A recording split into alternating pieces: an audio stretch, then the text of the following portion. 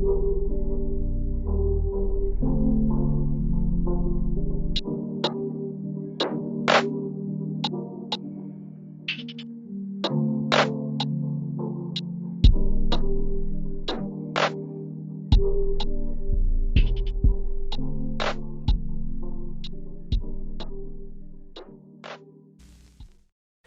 let's move on to something I am really, really excited about. One thing that I will say is I'm just going to give a big shout out to all of our supporters on TikTok and Twitter.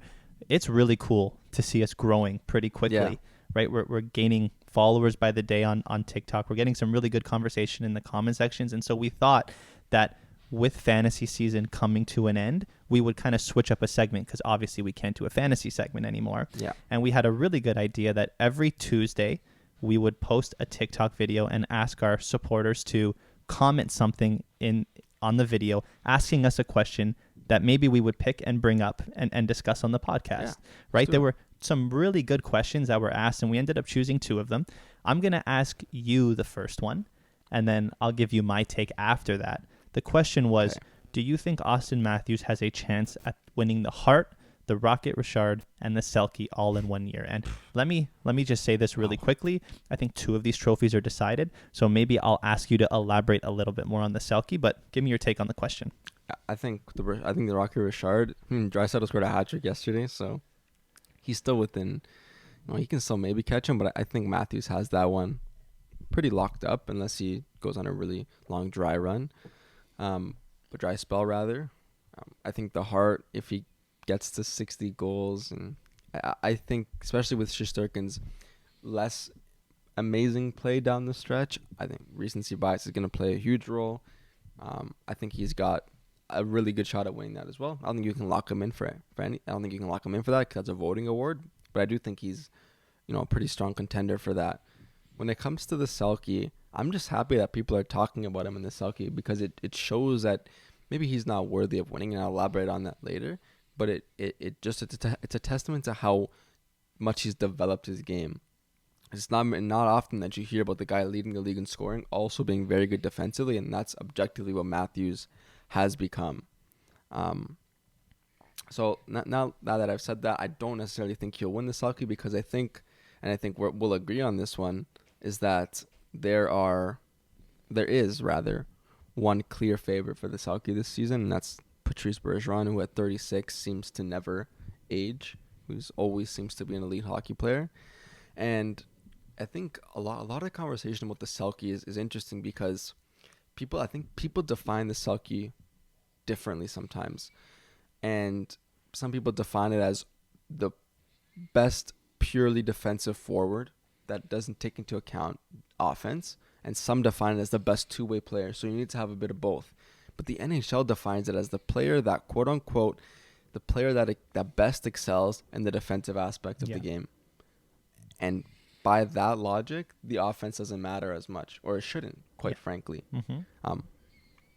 But I read an article that said even if we had a quote unquote two-way Selkie and a purely defensive Selkie, Patrice Bergeron is at the top of both of those lists. Analytically, they ran their models that I'm not familiar with, but Dom's model and another model that did the defensive one, the purely defensive one, and Patrice Bergeron led the list on both of those. And so I think it goes without saying that it's got to be him this year, but I want to hear your take on that.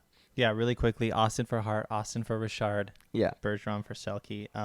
It is crazy that Bergeron is having one of the best defensive years of his career, and this is what's really crazy, is that he leads both defensemen and forwards on his team in Corsi for percentage, Fenwick for percentage, and expected goals for percentage. And please correct me if I'm wrong, because you know more about advanced stats than I do, but Corsi for percentage means that while he is on the ice, because it's over than 50%, his line takes more shots on their other team's net than they allow on their own net, correct? Yeah, shot attempts. Attempts. And the Fenwick one basically says that actual shots on net are more. Yeah. Right? So, we got a little bit of heat in the comment section on TikTok. Some guy argued that, Corsi for percentage might not be a defensive stat. I'd like to disagree with that, because if a line is generating more offensive shots, attempts, than they are giving up defensively, sure, one could make the argument that they're just so good offensively that the number of shots they take outweighs their bad defense. But for a guy like Patrice Bergeron, it is clearly his defensive aspect that's driving this stat.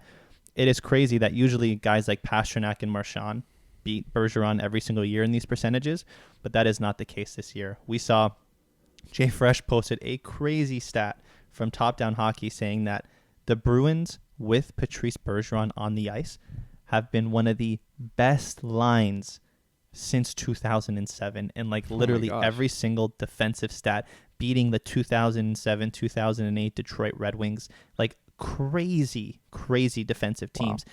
Good examples are in single season 5-on-5 shots 4%, in single season 5-on-5 Corsi 4%, expected goals percentage, and Fenwick 4%.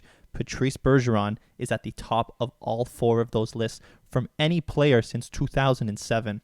So not even this season. Not even this season. It's almost a decade of. If there was a decade Selke award, more than a decade. If there was more than a decade Selke award, he would win that this year. Yeah, he is having a crazy year. Yeah, and he's been nominated for a bunch of them, but I think he's only won a few, which is probably just maybe we feel bad giving it to the same guy every year, but he can be argued every year as the clear winner of the Selke.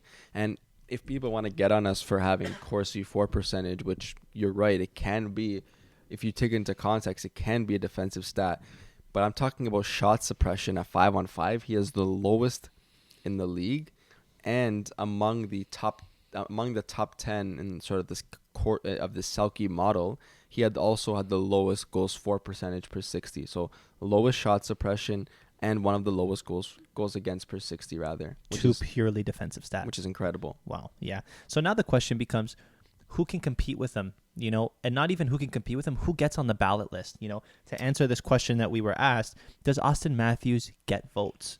What do you think? He'll get votes. Absolutely. I think some votes are deserved. Mm-hmm. I don't know if he will get nominated, but even just getting votes, and if he were to get nominated, that is still a spectacular achievement, I think. Yeah, so when we talk about guys that are going to get on the ballot, I think the other names are widely agreed. It's going to be Cirelli, Matthews, and Barkov.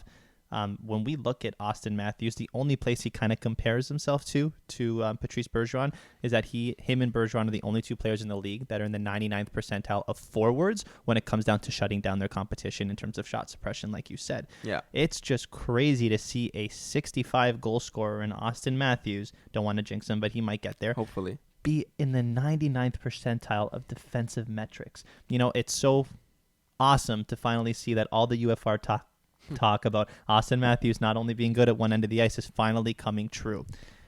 It's just Patrice Bergeron is having a crazy year. When you look at goals against per 60, shots against per 60, and expected goals against per 60, Patrice Bergeron leads all 3 categories, and in second place in all 3 categories is Anthony Cirelli. In third place, Barkov and Matthews kind of flip-flop. So how the way that I see this working is Patrice Bergeron is going to get every single first place vote. Should. Yeah, and I think Cirelli will come in second. I think Matthews is going to finish in the 3rd to 4th range. Maybe they'll give Barkov the last place on the podium just because he's been so good his whole career. Yeah, possibly. The last thing I'll say is that a huge factor for Bergeron is that he also kills penalties, and Matthews... I was just going to ask you that. Yeah, Matthews doesn't see much of that. I mean, Cirelli and Barkov also kill a lot of penalties, which is... kind of a prerequisite for the Selke. Do you think it is? I think so, yeah. Yeah, that's a big argument, is that Matthews doesn't kill penalties, so how can he become the best defensive forward? Which I understand to a degree, but also most of the game is played 5-on-5, and he's excelling defensively in that respect as well. I think with the Leafs in particular, it's just, and maybe I'm off base here, but the Leafs have a strong group of penalty-killing forwards. Mm-hmm. Why put Austin Matthews out there to risk his getting hurt? You know what? I'm going to change my mind. I agree with you. That's a great point. The fact that Austin Matthews doesn't kill penalties doesn't mean that he's not good enough too. You're right. Guys like Mikheyev and Engvall and Marner are just better at it.